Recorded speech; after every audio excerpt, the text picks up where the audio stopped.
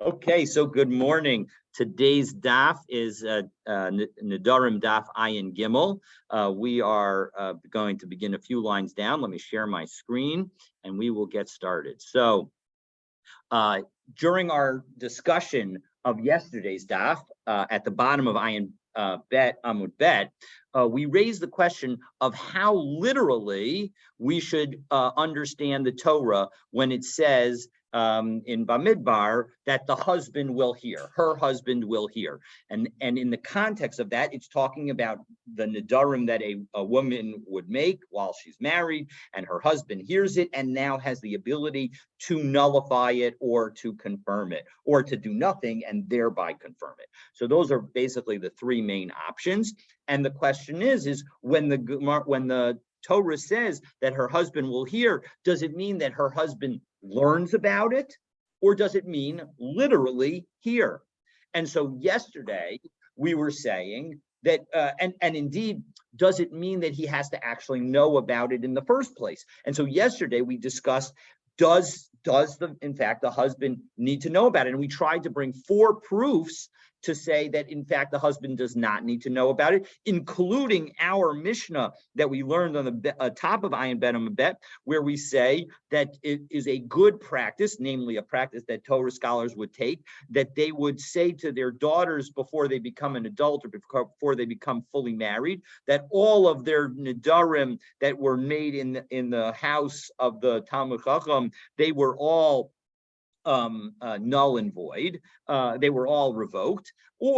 And similarly, when a man was about to engage in nisuin with his wife, he would say to her, because only as an arusa, only when she is in the engagement period, in that of having performed erisin but not nisuin, is there a look back ability to annul vows from before. And so as a result, before she enters into nisuin, a Talmud Chacham would say, all the nedarim that you vowed before entering into my domain, into our marriage, into our complete marriage, they are all going to be revoked.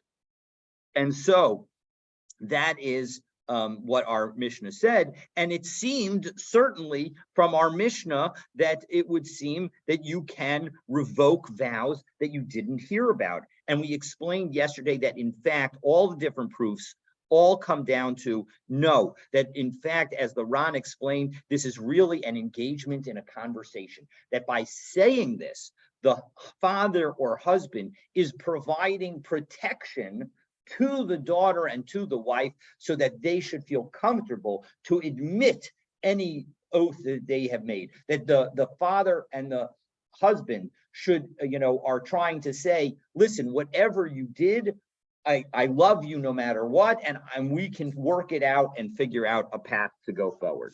At the same time, I want to give voice to the fact that there is absolutely a paternalistic and male-centered aspect to that conversation, but nonetheless, that's what we're working within. So that was the discussion yesterday.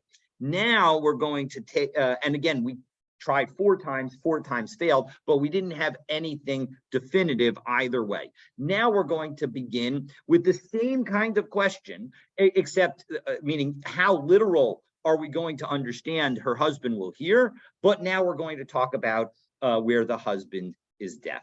So let's jump in. We are at the second line, the third line, second word on the line, excuse me, by Rami Bar Chama. So Rami Bar Chama asked the question, Cheresh mahu sheyafer liishto. If you have a deaf person, is he able to revoke the vows, the nedarim of his wife?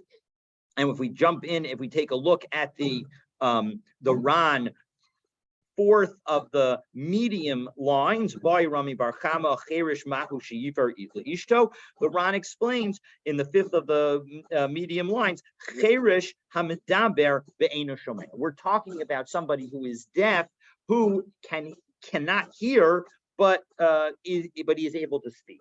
And the reason that that's important is that sometimes when we say cherish, we mean a cherish who is mute.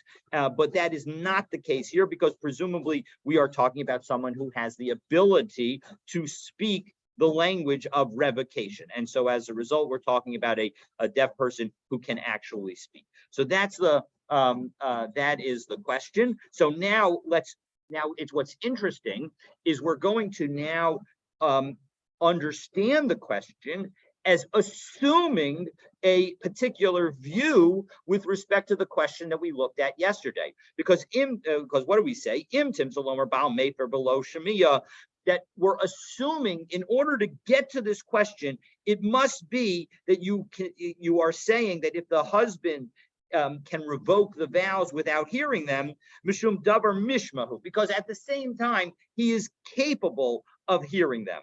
But a deaf person who's not fit to hear them, so maybe I would say Hainu de Rabbi Zera. That is the situation of Rabbi Zera. Because what does Rabbi Zera say? To Amar Rabbi Zera, Kol Haroi Levila, Ein Habila Ma'akevispo. That when it comes to a mincha offering, this is an important concept that is cited several times throughout Shas, that what we say is when something is fit for something, then you don't actually have to do the thing. And in particular, this is talking about a mincha offering where in general, the flour and the oil are mixed together. But even if they are not mixed together, that is okay, but they have to be capable of being mixed together. And so this statement is said with respect to the volume, that if you have too much of the flour in one location, it won't be readily mixed. And so as a result, it's not going to be a proper offering. But v'kol she'ein roi levila bila ma'akevispo. And if in fact you have too much, in this situation you have too much of it, according to Rabbi Zera, so then the actual mixing is going to be required. You need to be able to mix it. So that is position number one. So maybe we would say that even if in the prior case of whether or not you need to hear about the oath in the first place, maybe we can say that there you don't actually have to know what the oath is. All you have to do is have good ears and be capable of hearing them, of hearing the oath. But here, where you're not capable of that, maybe that's not going to be, maybe even, it's enough to be able to know what the oath is. Maybe you actually have to hear.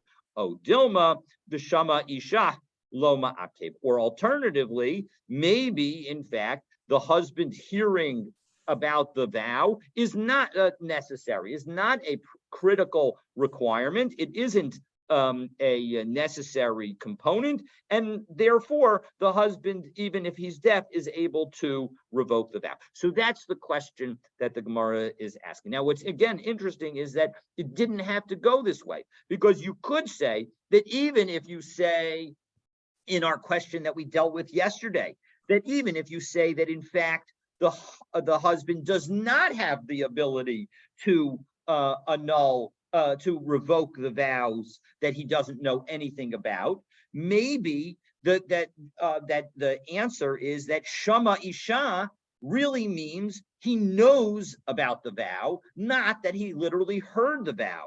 And so you could have, the Gemara could have asked this question in the opposite direction, saying that even if you say that the question that we talked about yesterday, that revoking a vow that you didn't know anything about is prohibited, and we say that you're not allowed to do that, maybe we could still allow a deaf person to revoke a vow because he has actual knowledge. And when we say V'shama Isha, we mean just actual knowledge. But that's not the way that the Gemara goes. And indeed, the Gemara is now going to say that in fact, the deaf person is not able to revoke the vows of his wife, because it's clear that we're trying to understand V'shama Isha literally. So Amarava Tashma V'shama Isha Prat La'eshes Cheirish Shmamina. So the Brisa says that specifically Shema Isha teaches us that it comes to exclude the wife of a deaf person, and so as a result,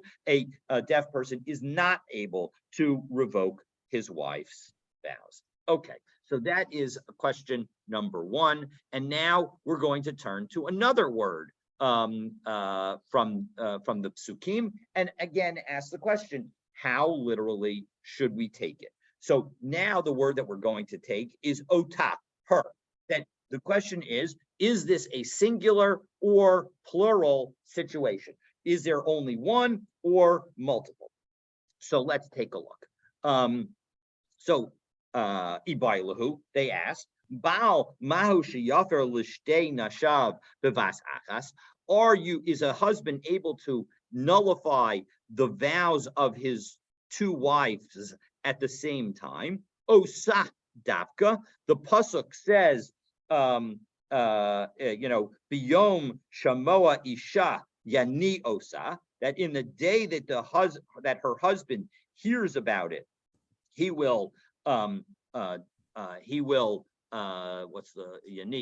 disallow it. He will is that sufficient to indicate osa, meaning that it's only one at a time, olav dafka, or is it not specific? And as we take a look in the Ran, 1, 2, 3, 7 lines down in the widest of the lines at the very beginning of the line, osa dafka biyom shamoa isha yaniotza. That's the quote from the pasuk. This is a pasuk in Bamidbar Lamed pasuk vav v'had deboy b'ba. Oh, sorry, that's not. This is the pasuk Parak Lamed pasuk tet.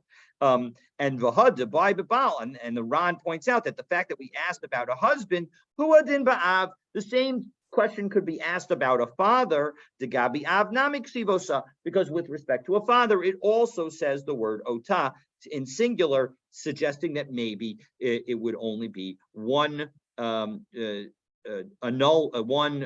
revocation at a time, or one confirmation at a time. So Amaravina Tashma Ain Mashgit. So now we're going to try and bring a proof to whether or not we can do it. We gotta go against our Mishnah, right? What? Gotta go against our Mishnah. Why?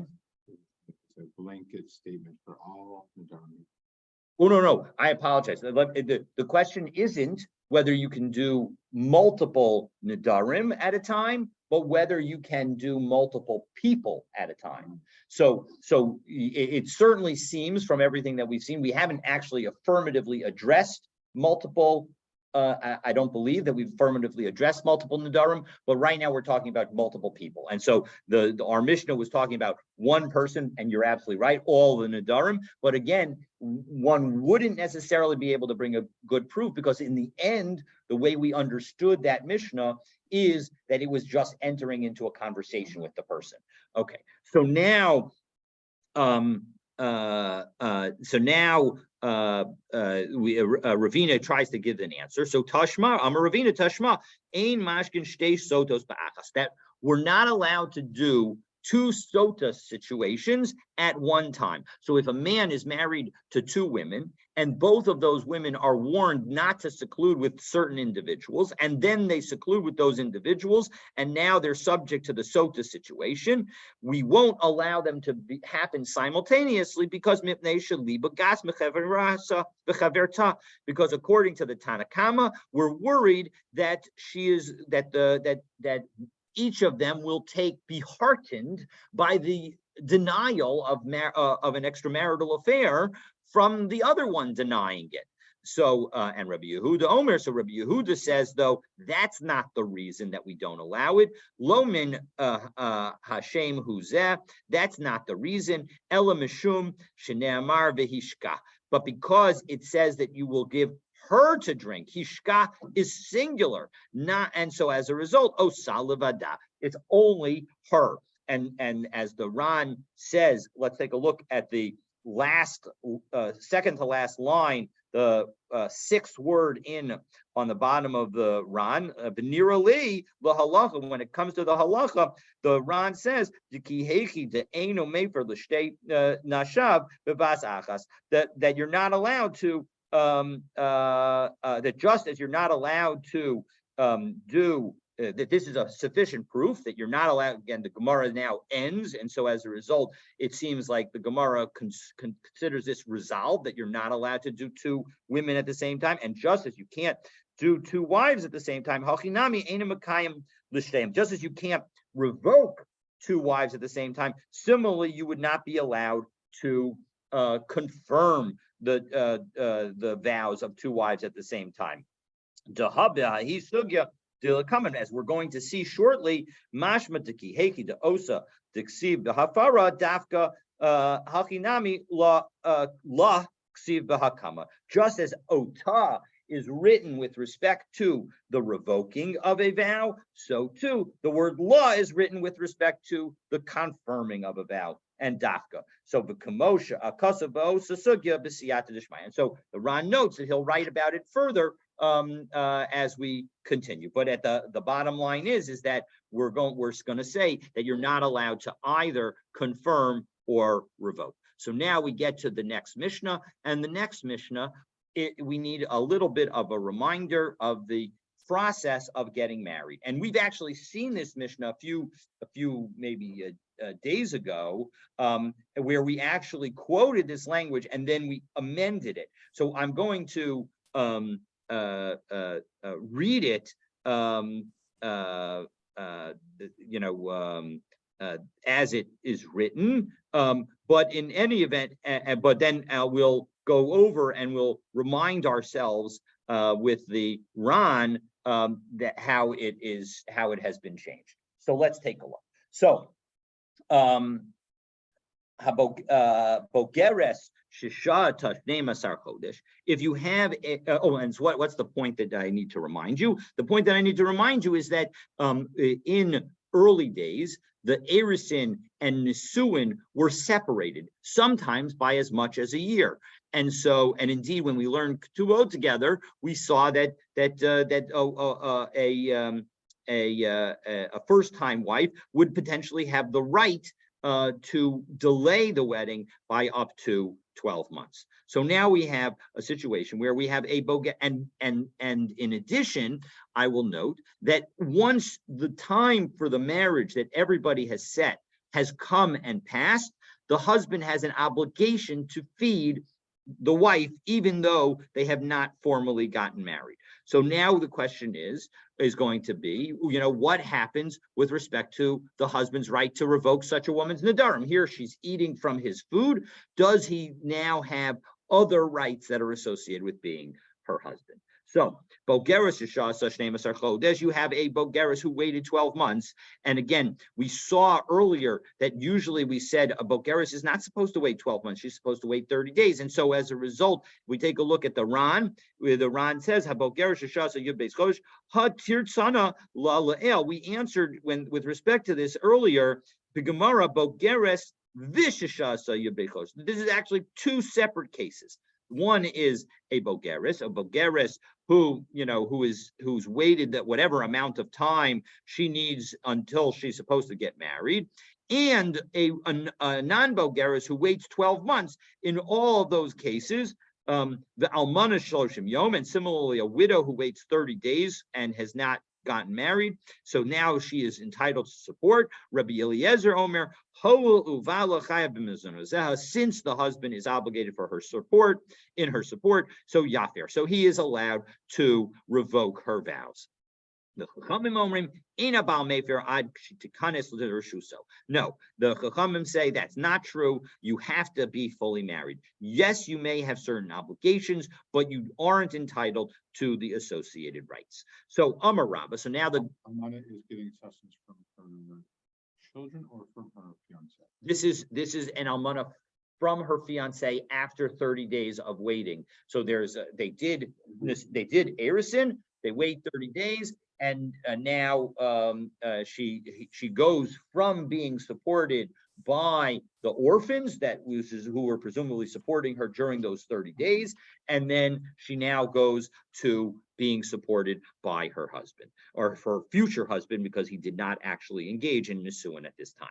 So Amar Rabba. So now the Gemara is going to compare the opinions in our Mishnah with a Mishnah that we learned in Masechet Ketubot, which involved an original teaching and a later teaching. And so the whole concept of Mishnah Rishona is a little confusing, but basically that we're talking about a situation where there was a general teaching that was originally taught and then a later teaching. So Rabba says, Amar Rabba, Rabbi Eliezer, Umishna Rishona, Amru Davar Echad, that the original teaching that is referenced in that Mishnah in Ketubot on Daf Nun Zayin Amud Aleph, teaching is similar to Rabbi Eliezer. Rabbi Eliezer and that original teaching teach the same thing. To Tanan, because we learned. So we'll go through the entire Mishnah and then we'll align the two together. So nosen lebesula shnei masar chodesh, that we give a virgin 12 months to await nisuin lefarnes atzma, and then so that she can, get herself ready. Higia shnei masar chodesh. Now the time has arrived. Ochelas mishalo, she can eat from his food even if he has not actually married her. But ochelas betruma, and he can eat truma. Aval hayavam einama chil betruma. But if in fact what were to happen, God forbid, were while she's waiting to marry, she's done erisin with her future husband, but now before nisuin happens, he dies. When she is now she becomes a yivama, she becomes a woman who is subject to either yibum or chalitza, and she is now waiting to marry instead of the original husband, his brother. And now, but in that situation, she does not have the right to eat truma. So, for example, even if the full year has passed, and where she spent 6 months waiting for her husband, then he dies, and now it's another 6 months in front of the yavam. Even if or even she had waited 11 months and 28 or 29 days before getting married, and now she her husband between 30 or 29 or 30 days, I guess, before her husband passes away, and now she's only within front of the yavam for 1 day. Or on the day after she gets engaged to her husband, and does erisin, he dies, and she's waiting 11 months or 12 months minus a day for the yavam to marry her, and he doesn't do so. Eino ochelas betruma. She is not able to eat truma because she is right now in front of her yavam, and so zo Mishnah Rishona. That is the first Mishnah. Now, how does that align with Rabbi Eliezer? Well, the key is the ability to eat truma. That the ability to eat truma is tied to marriage, and yet, even though she is not married, she's just waited the proper amount of time and is supposed to be married, we allow her to act as if she's married. So too, Rabbi Eliezer would say that I agree with that idea. When he's, now that the husband is feeding her, so as a result, it must be that he has certain rights of the marriage, in particular, the right to revoke her vows. So that is the first approach. And now, what did the later approach happen? So, based in Shalach Harehem Amru, however, a court that came later ended up saying, Ein ha'isha ochelas betruma ad tikanes l'chuppah, that no matter what, you cannot marry. The woman is not able to eat truma, even if she's waited the proper amount of time. She's not able to eat truma until she is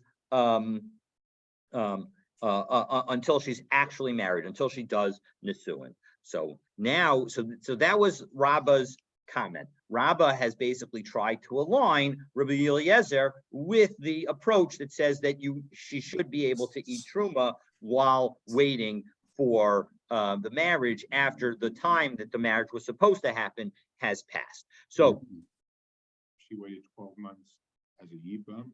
She would also be allowed to eat truma? No, so that's that excellent question. So let's take a look at two Rans on this. So first, we'll take a look at the Ran that's the first Ran on the Gemara. Rabbi Eliezer u'Mishnah Rishona Amru davar achad, and what is it that they say? That when it comes time for them to be married, and they didn't get married, since the husband is chayav to give her food, we consider her married for some things, even though she isn't in the house of her husband. So that's the alignment. And now let's jump down to the Ran. Va'afilu kulam b'fnei habal chaser yom echad b'fnei hayabam kachi ikar hagirsa. This is the main language. It doesn't make a difference even if you're in front of them for a whole year minus a day. And now we're going to have an important debate between Rashi and Rabbeinu Tam. Uperish Rashi Zal Sham beperek afalpi, that in that chapter in Masechet Ketubot, Rashi explains delav dafka chaser yom echad. It doesn't make a difference whether it's one day, whether how long the woman has waited for her actual husband. Da'afilu kulan b'fnei habal, that even if she waited a full year in front of her husband, once the husband passes away. So while the intended husband is alive, according to the Mishnah Rishona, she would be allowed to eat truma immediately after that 1 year anniversary has passed.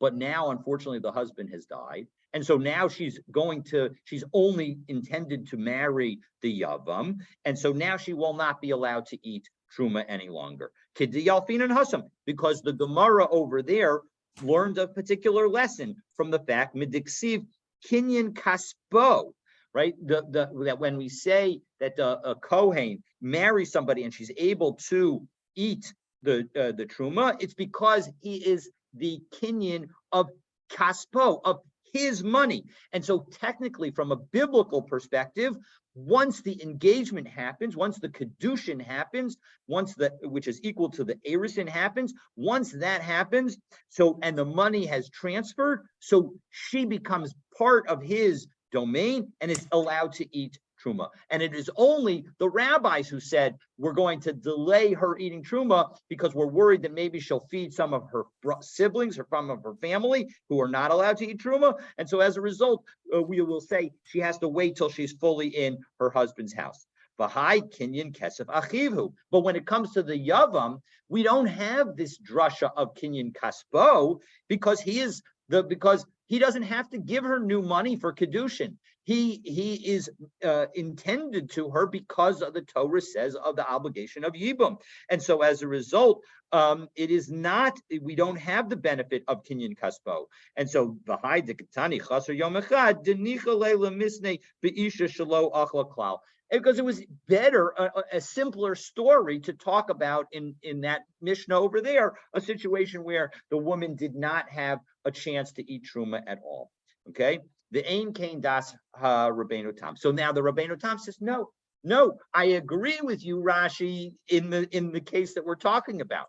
But if in fact Ela Davka Chaser Yom Echad, because it's only if we're talking about missing a day, that's when she won't get to eat truma. Aval ima chaltan kulan bifnei habal ochelet mishel yavam. Well, if in fact she has in fact begun to eat truma, well then she will continue to eat truma in front of the yavam.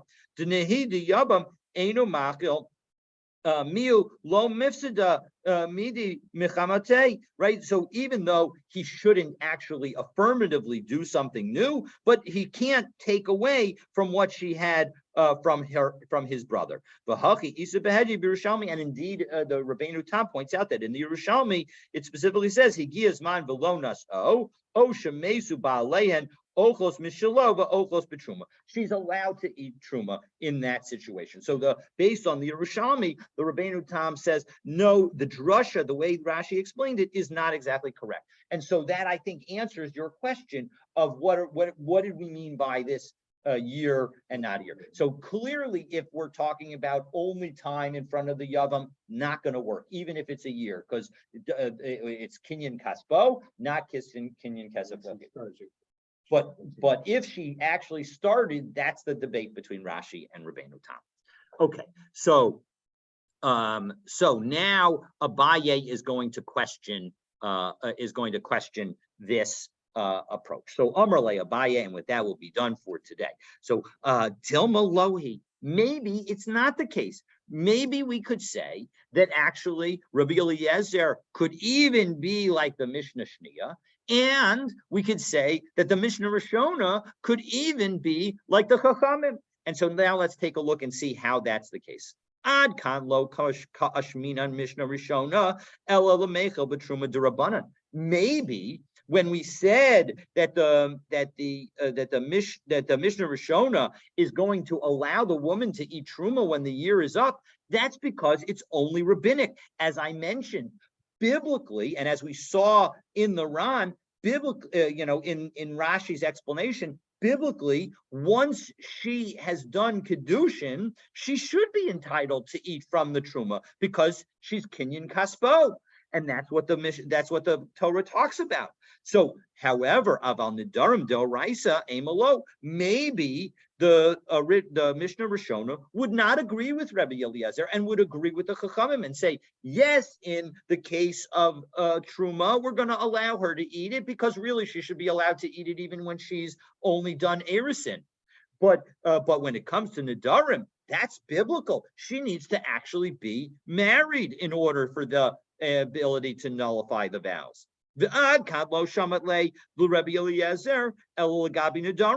And on the other hand, maybe you could say that Rabbi Eliezer really only is saying his position with respect to Nedarim, that when it comes to Nedarim, Kidarav Pinchas Mishmei Derava. Rav Pinchas, in the name of Rava, says the following: "De Amar Kol Hanoderes Al Das Bala Hi Nederes." That when it comes to a woman who makes a neder while she's married, her intention of making the neder is always that it's the question of do I want to make sure that this is something that is okay with my husband. I don't want to do something that's going to upset him. And so as a result, it's always her intention that she wants, because of the loving relationship that they have between them, that she wants her husband to be okay with the neder that she makes. And so if that's the case, so then maybe it's only with respect to Nedarim that will give the husband a right once he's paying for her food.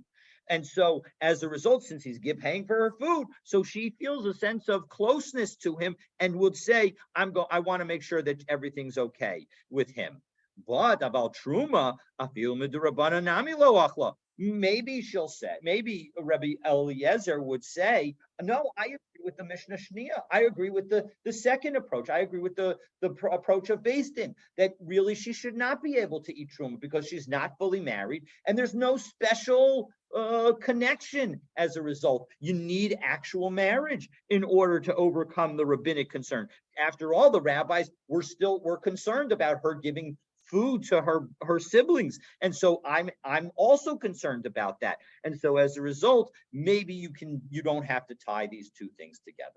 So since we have touched on this question of tying these things together, let's take a look at the Ran at the very bottom of this, which has an interesting note or an interesting thing that some people try to learn from here, but the Ran will disagree. So if we take a look at the bottom Ran, the Ikadi Yalfi, so it's 1, 2, 3, 4, 5, 6, 7, 8 lines up in the middle of the widest lines from the bottom of Ayin Gimel Amud Bet. The Ikadi Yalfi Mihacha, that there are some people who learn from this discussion, Demishin Nadar al Das Chaveiro, Hareze Yachol Lahatir Nidro, that if somebody has that kind of relationship with a friend, that they are only intending to make the neder through that person's consent, then that person has the right to annul the neder. Shalo al pi chacham, even without a chacham or beit din being involved. To kihechi de amrin and hacha. And then just as we say here to Mishum Hachi Matzi Baal Lechudei Lahafer Mishum Denadra Al Dante, that just as we say here that because she wants her husband to be happy with her vows, we're going to give the husband the right to revoke them. So as a result, we're going to say the same thing B'mefarish nami al das chaveiro. So in that situation, if somebody specifically says that they're doing it al das chaveiro matzi mafer, then he can also do it. Delo gara mefarish de chaveiro mistam debal, that when you explicitly say that you're giving this right to your friend, that's no worse than the implicit right of a husband. And this should all be considered like a neder on a condition. And according to the Ran, this is a mistaken teaching. That even though we've now said that she is making a neder on, based on a consent of the husband, afilu hachi sarach bal sheyafer la be'oto lashon shekitzba la Torah. The husband has to use the precise language that the Torah establishes for the revocation. Ugzerus hakasavu, and this is a biblical decree. You can't get around it. You can't misuse it. So umashum hachi ain kol lashon shabim. Not every language is considered equal, when it comes to this concept. As we'll see in a few days. And if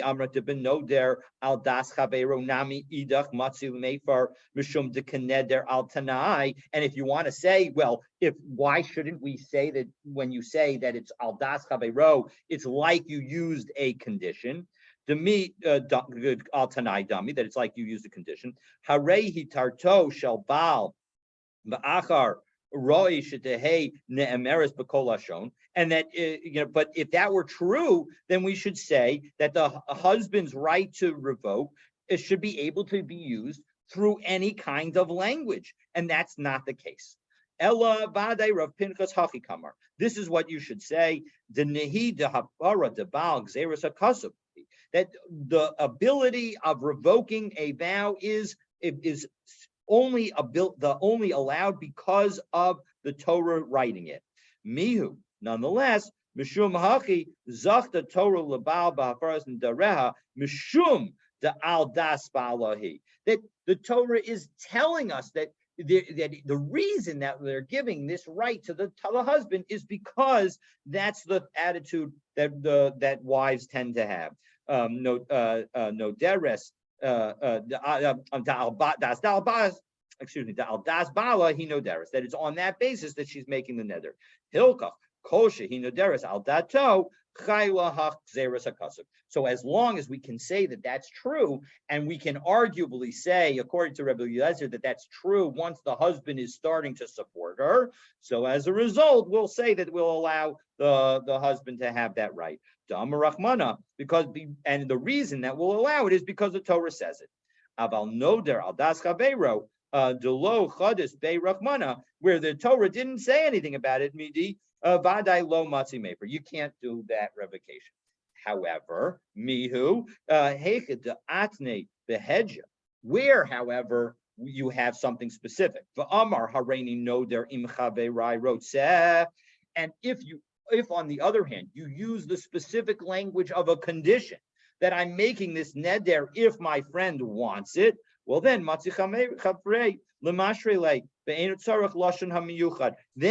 the friend has the ability to annul the vow. Ella kol hecha de amar, as we turn to Ayin Daled Amud Aleph, the top in the Ran, kol de hecha de amar efshi.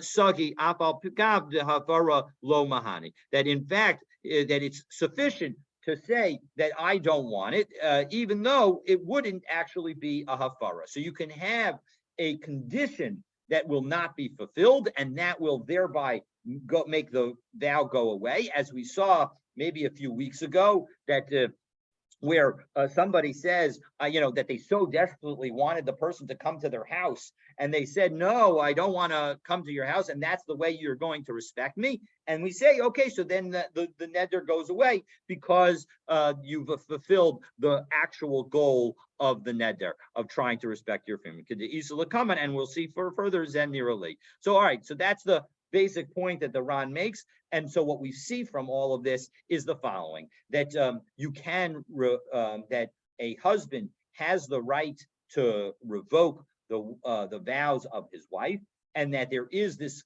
aspect of that being based on a concern of of the wife wanting that her Nedarim should be made only at the desire of the husband, but we will not expand that principle to other people. And in that regard, this also answers a question that Tosos asks in Maseches Nida as to why we need the Torah to provide the rule, right? The Tosos in Maseches Nida says, listen, once we have this concept of that the fact that kol hanoderes al das bala hinoderes, why not say, why did the Torah have to bother with telling us about the husband's rights? So Tosos there, so the Ran has now provided his answer, which is basically, without this, we wouldn't have known about it. And that's one of the answers that Tosos gives.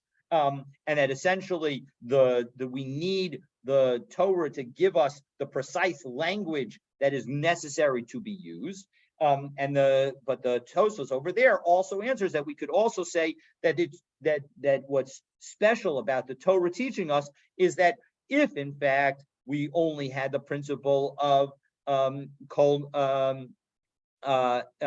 hanoderes al das bala hinoderes, I might have thought that even after a husband has confirmed the vow, he has the ability to go back and revoke it.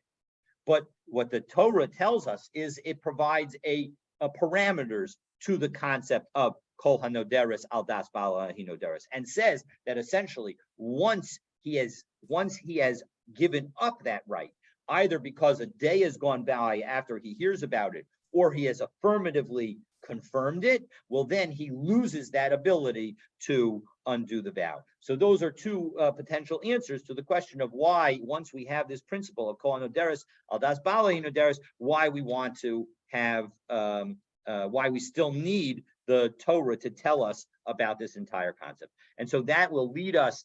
So now we're done with the Ayin Gimel, and we'll pick up, God willing, tomorrow with the following. We've just mentioned the situation of Yibum, and so the question is what rights does a Yavam have to annul the vows of the Yavama to whom he is about to marry? Obviously, once they actually marry, then they will he'll be we treat him like a full-fledged husband, and he'll have the rights to undo it. But do we say that this Yavam and the Yavama relationship is like an Erisin relationship, so she's able to revoke vows or not? That will be the discussion that we will pick up with tomorrow, God willing, and I wish everybody a Shabbat Shalom.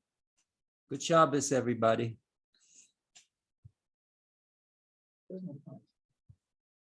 Does not apply to sons. That's correct. It does not apply to sons. Tied to supporting. Well, two things. One is that sons have different, it depends on the age, but once they reach the age of majority, there is no obligation to support the sons. So, so that's it. You can still sort of squeeze it in and not make it, paternalistic. But there's definitely a paternalistic feel to it. But that logic leaves the logic. Well, there's no psukim to start it. The psukim are specifically about daughters and wives. So, right. I mean, the real question is why don't we say, right? I mean, one would think that kol hanoder al das ishto hu noder. Why don't we say that? That's the and again, the answer is maybe we would, but the Torah didn't give us that, and so as a result, we're not going to say it. That's why I said at the beginning, there is, no question, a definite slant. Right, right. Sure. And Amana was dependent on the state. She had. No, I mean, she has her independent, assuming that she is a Bogeret, well, then for sure she would, nobody has the right to annul her vows. And if she were still a Nara, or Elderly and she had a girl. that wouldn't, I mean, the question of whether she has her full faculties may undermine her Nedarim, but It was supporting her. yeah, no, she would be entitled to her Nedarim. She, no, but no, the fact of support,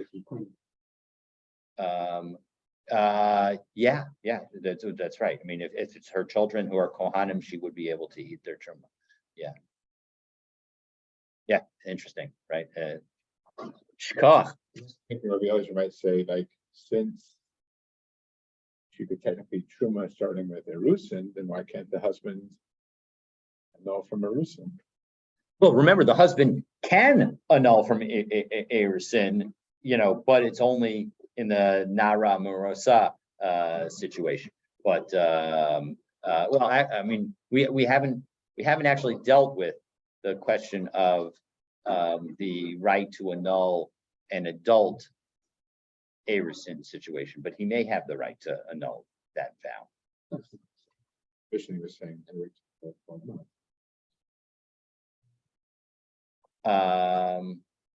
Yes, that is true. I got to think about it. Okay, Shkach. I think we're on for tomorrow. Well, I will definitely, yeah, probably after Shabbos. All right, so I'm going to send around an email and find out what the story is, because you're absolutely right. May choose a different time, and maybe do a double session on Sunday. Okay. Okay, thank you. You.